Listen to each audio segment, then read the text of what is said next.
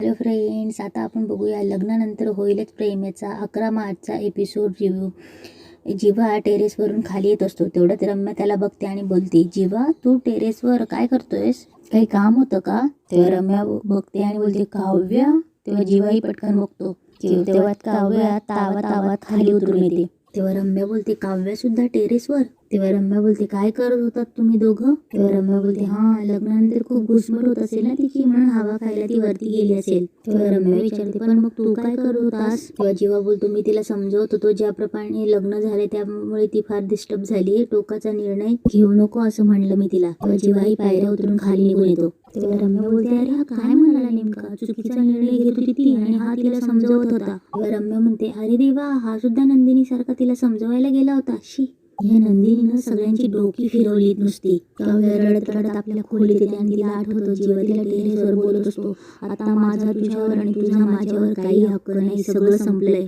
तेव्हा नंदिनी तिच्या पाठोपाठ काव्याकडे येते आणि तिला बोलते, काव्या. तेव्हा काव्य उठते आणि हात जोडते, ताई बस, तू काही मला उपदेश करू नको आणि काही समजावूनही सांगू नको.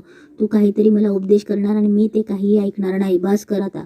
तेच तेच तेच करतोय आपण, कंटाळा आलाय मला आता. तेव्हा नंदिनी बोलते, काव्या जसं तू माझ्यात आधार शोधतीये ना, तसाच मी तुझ्यात सपोर्ट शोधतीये ग. भले मी तुला सांगत असेल होईल सगळं ठीक, होईल सगळे तयार, पण मी सुद्धा पूर्णपणे तयार नाहीये ग. माझ्याही डोळ्यांपुढे अंधारे, मला सुद्धा पुढचा रस्ता दिसत नाहीये. मी सांगते ना तुला, थोडे दिवस थांब, थोड्या दिवसांनी होईल सगळं ठीक. हे सुद्धा मी माझ्या मनाला समजावून सांगते. मी सुद्धा चाचपडतीये, धडपडतीये. सो असं नको समजूस की तुझी ताई जुन्या वळणाची, सगळं काय एक्सेप्ट केलंय. तुझ्यात आणि माझ्यात एक साम्य आहे. आपल्या दोघींचं लग्न आपल्या मनाविरुद्ध झालंय, पण तुझ्यात आणि माझ्यात एक मोठा फरक सुद्धा आहे. तू हे लग्न तोडायला निघाली आणि मी फक्त तो एक ऑप्शन सोडून बाकीच्या ऑप्शनचा विचार करते. तेव्हा काव्या बोलते, दुसरा कुठलाही ऑप्शन नाही आपल्याकडे ताई. मी जे सांगते ना तोच ऑप्शन आपल्याकडे आहे. ऐक माझं. आपण दोघीही मोकळे होत, तेही दोघे मोकळे होतील. ताई, एका वेळी 4 आयुष्य सुखी होतील. विचार कर.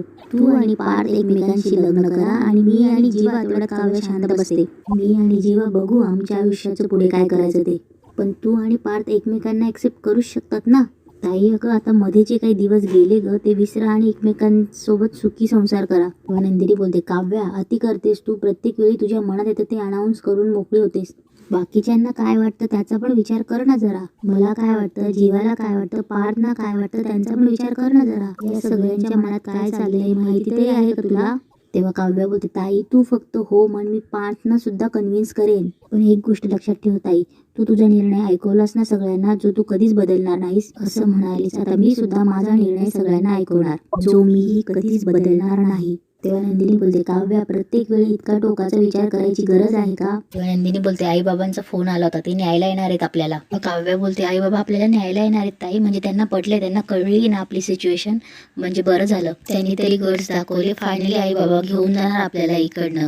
तेव्हा नंदिनी बोलते, कायमचं नाही, मांडव परतनीसाठी येणार आहेत. नंदिनी तिला समजवते, शांत हो जरा आणि चल खाली जेवायला चल, सगळे वाट बघतायत तुझी. तेव्हा काव्या नंदिनी गेल्यावर बोलते, बरं झालं मी घरी जाते. एकदा की मी तिकडे परत गेली तर मी इकडे परत येणार नाही. इकडे मंजू आणि वसू किचनमध्ये असते. मंजू बोलत असते, काय दिवस आले, 2-2 सोनं असून सुद्धा ही घरातली कामं आपल्याला करावं लागतायत.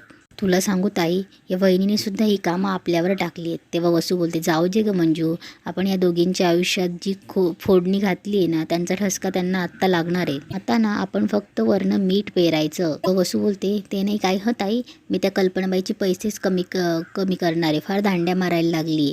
तेव्हा वसू बोलते, रम्यापेक्षा कमी. आज तिला म्हटलं होतं भेंडी चिरून देते तर बोलते माझी नेल आर्ट खराब होईल. तेवढ्यात रम्या तिथे येते. रम्या बोलते, काय बोलतायत ग तुम्ही माझ्या मागे? तेव्हा रम्या बोलते, आई मी किचनमध्ये काम करत नसली ना तर घरात बरीच कामं करतीये. कान आणि डोळे उघडे ठेवून बाकी काय हाताला लागतं का ते बघतीये. वसू बोलते, हो मग लागलं काही हाती लागलं?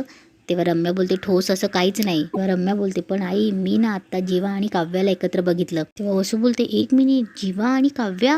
तेव्हा रम्या बोलते, मला असं वाटतं की जीवाने डिवोर्स द्यावा म्हणून काव्या त्याला कन्व्हिन्स करायला गेली असेल. तेव्हा रम्या बोलते, मग काय, तो काय कन्व्हिन्स झाल्यासारखा वाटला नाही मला. तो पण ना त्या नंदिनीसारखा बावळटी नुसता. या सगळ्याचा खूप वैताग आलाय मला. व वसू बोलते, घरात सुद्धा नुसतं रडगाणं चालू असतं. ती काव्या एक तर भोंगा पसरून बसली असते, नाही तर आदळापट करत असते. मंजू बोलते, आणि या काव्याला पार्थ सारखा नवरा मिळालाय. तेवढ्यात रम्या बोलते, मावशी पार्थ काव्याचा नवरा नाहीये. त्या दोघांमध्ये नवरा बायकोसारखं कुठलंही रिलेशन नाही आणि होणारही नाही. लक्षात ठेवते. रम्या बोलते आई प्लॅन चेंज. तेव्हा वसू बोलते प्लॅन चेंज म्हणजे? एवढ्यात रम्या तिखटाची बरणी उचलते आणि त्या भेंडीमध्ये 2 चमचे तिखट टाकते. तेव्हा वसू बोलते अगं केवढं तिखट रम्या? तेव्हा रम्या बोलते आई हे तिखट म्हणजे तू आहेस, तिखट जाळ. त्या काव्याला त्रास देताना ना अशीच जळजळीत वागतो. Cross your limits, be extremely terrible. Ramya साखरेची बरणी घेते आणि 2 चमचे साखर टाकते. तेव्हा वसू बोलते अगं साखर भाजीत कोणी साखर घालतं का मुली? ही साखर म्हणजे मी आई, एकदम गोड. त्या काव्याच्या मनात डिवॉर्सचा विचार आहे ना, काव्याच्या मनात डिवॉर्सचा विचार गोड बोलून बोलून त्या साखरेच्या पाकासारखा पक्का करेल मी. मारल्यासारखं कर आणि मी फुंकर घातल्यासारखं करेन. तेव्हा मंजू बोलते ओके म्हणजे गुड क्रॉप आणि बॅड क्रॉप. तेव्हा वसू बोलते एक्झॅक्टली म्हणजे एकाने दहशत घालायची आणि दुसऱ्याने पंखा खाली घ्यायचं. ग्रेट. आणि हे जर का व्यवस्थित वर्क झालं ना तर आपल्या प्लॅनला वेगळीच टेस्ट येईल. तेव्हा मंजू बोलते पण ताई ही गोड आणि तिखट भाजी कोण खाणार? तेव्हा रम्या आणि वसू बोलते तू. ते सगळे हसायला लागतात. तेवढ्यात सगळे जेवायला इकडे बसलेले असतात. तेवढ्यात मानिनी बोलते अरे वा भेंडीची भाजी आहे, छान छान चमचमीत दिसते. तेव्हा मंजू बोलते दिसतेच चांगली. मानिनी बोलते म्हणजे वसुताईंनी केली आहे ना, छानच असणार. तेव्हा मंजू बोलते वसुताईने केली आहे पण रम्याने बिघडवली आहे. तेव्हा वसू बोलते मंजू वसुताईने केली आणि वसुताईने सुधारली, तुला काय माहिती नाहीये, खा मुकाट्याने. तेव्हा मानिनी बोलते नाही छानच असेल. तेव्हा वसू बोलते अरे जीवा नंदिनीला हलवा वाढ ना, तिच्या ताटात नाहीये. तेव्हा सगळ्यांना ऑकवर्ड होतं. तेव्हा परत वसू बोलते वाढ ना वाढ वाढ. तेव्हा जीवा घेतो आणि नंदिनीला हलवा वाढतो. तेवढ्यात वसू बोलते आता तू नवरा आहेस तिचा. सगळ्यांना कसं तरी होत असतं वसूच्या बोलण्याकडे बघून, पण कोणीच बोलत नसतं. तेव्हा वसू बोलते आपल्या बायकोला काय हवं काय नाही, बायको नीट जेवते की नाही हे नवऱ्यानेच बघायचं असतं, हो ना मानिनी. तेवढ्यात मंजूचा नवरा बोलतो बरोबर आहे ना वसूताई तुमचं. आता बघा ना आमच्या बायकोचं ताट वाढून झाल्यानंतर मी पहिला घास घेऊस तर आमच्या बायकोची वरण भातापर्यंत जाते, हात धुवून मोकळी. तेव्हा सगळे हसतात. तेव्हा मंजू बोलते अव बस हं. तेव्हा तिचा नवरा बोलतो अगं बायको खुश तर आपण खुश. तेव्हा ती बोलते तुम्ही गप्प बसा हं. तेव्हा मंजू मुद्दामच बोलते बरं नंदिनी आमच्या जीवाला ना खायची खूप आवड आहे. तेव्हा वसू बोलते आणि पार्थ ना काव्या ताटात जे काही वाढलं असेल ना ते मुकाट्याने जेवतो. तेव्हा वसू बोलते पण नंदिनी आमच्या जीवाचं तसं नाही बरं का, त्याला वेगवेगळ्या चवीचे पदार्थ खायला खूप आवडतं. तेव्हा मानिनी बोलते अगदी खरंय आणि असं म्हणतात ना नवऱ्याला जिंकायचा मार्ग त्याच्या पोटातून असतो नाही का. तेव्हा मंजू बोलते नंदिनी तुला जर आमच्या जीवाचं प्रेम मिळवायचं असेल ना तर त्याला छान छान डिशेस खाऊ घाल. तेवढ्या जीवाला ठसका येतो आणि नंदिनी आणि काव्य दोघंही त्याच्यासमोर ग्लास समोर करतात.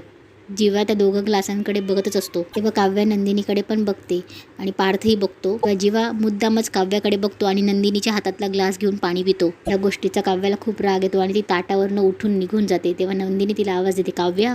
तेव्हा वसू बोलते मानिनी अगं थोरली सून म्हणून आणलीस नाही हिला घरात, ही काय वागण्याची पद्धतीची. तेव्हा मंजूचा नवरा बोलतो जाऊ द्या ना वसूताई. तेव्हा वसू बोलते जाऊ द्या ना काय जाऊ द्या, असं भरल्या ताटावरून उठून जाणं शोभतं का, ही काय पद्धत आहे. आणि आता काय झालं होतं हिला एवढं चिडायला आणि आता आपण तिच्याबद्दल एकही शब्द बोललेलो नाही आहोत, आपण जीवा आणि नंदिनीला चिडवत होतो ना मग. तेव्हा मंजू बोलते तेच तर तिला आवडलेलं नाही, तेच तिला आवडलं नसेल, तिला आणि पार्थला चिडवलं नाही ना म्हणून रुसून निघून गेली. तेव्हा वसू बोलते हे ना संस्कार नसण्याचे परिणाम आहे मंजू, दुसरं काहीही नाही. काय ग नंदिनी तुमच्या घरी तुम्ही लोळत जेवत फोनवर बोलत किंवा उभ्या उभ्या जेवत असेल नाही का. तेव्हा मानिनी बोलते ताई. तेव्हा वसू बोलते लोळत जेवायचं आणि फिरत फिरत ब्रश करायचा, रात्री 2-2 वाजता उठून कॉफ्या प्यायच्या, घरचं जेवण आवडलं नाही की ऑनलाईन पिझ्झे मागवायचे, हेच करत असाल ना तुमच्या घरी, पण आमच्या घरी हे सगळं चालत नाही. ही अशी काव्या जशी भरल्या ताटावरून उठून गेली ना तशी जर मी वागली असती ना तर माझ्या सासूने जळक्या लाकडाने चटके दिले असते. मानिनी बोलते वसूताई अहो काय बोलताय. तेव्हा वसू बोलते काही काय मानिनी, माझी रम्या जरी अशी वागली असती ना तर 2 कानाखाली लावल्या असत्या तिच्या मी. तेव्हा नंदिनी बोलते वसू आत्या प्लीज मी खरंच सांगते काव्या अशी मुलगी नाहीये.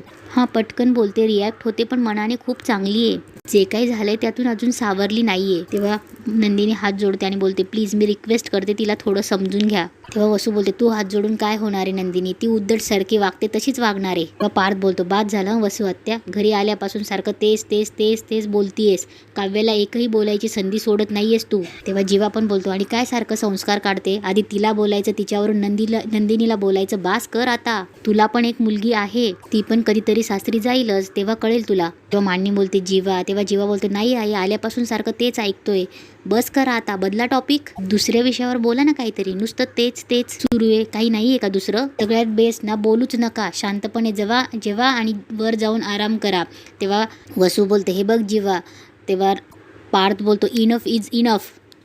झाले तेवढे तमाशे पुरे झाले. तेव्हा वसू बोलते छान छान बघतेस ना मानिनी, अगं तुझी दोघी मुलं बायकांच्या बाजूने आत्तापासूनच बोलायला लागली. तेव्हा वसू बोलते 1 महिन्याच्या आत या दोघींनी त्यांना घर जावे नाही केलं ना म्हणजे मिळवलं. तेव्हा मानिनी बोलते वसुताई प्लीज तुम्ही जरा शांत होता का. बायकांना असं वाटतं की आपण आपल्या मुलाचं लग्न केलंय म्हणजे आपण आपल्या घरात स्वतःसाठी सून घेऊन आलोय, पण तसं नसतं ताई. आपण फक्त सून घेऊन नाही आलोय, आपण मुलांसाठी त्यांचे जोडीदारही घेऊन आलोय. मी माझ्या मुलांना त्यांच्या बायकांच्या ताब्यात देणार आहे, त्यांना हवं तसं जगू द्या, त्यांचं आयुष्य त्यांना ठरवू द्या ना. तेव्हा मानिनी बोलते पार्थ काव्याला घेऊन ये जेवायला. तेव्हा पार्थ रागात उठतो आणि वरती रूम मध्ये जातो. तेव्हा मानिनी बोलते जेवा ना प्लीज, जीवा जेव बाळा. आपण या मानिनी वसूकडे बघते आणि बोलते भेंडीची भाजी झणझणीत झाली ताई, त्यांना आता खाऊन बघा ना. तेव्हा जीवा तोंडात घास घालणार, परत हात खाली घेतो. नंदिनी त्याच्याकडे बघत असते आणि इथेच आजचा एपिसोड संपतो.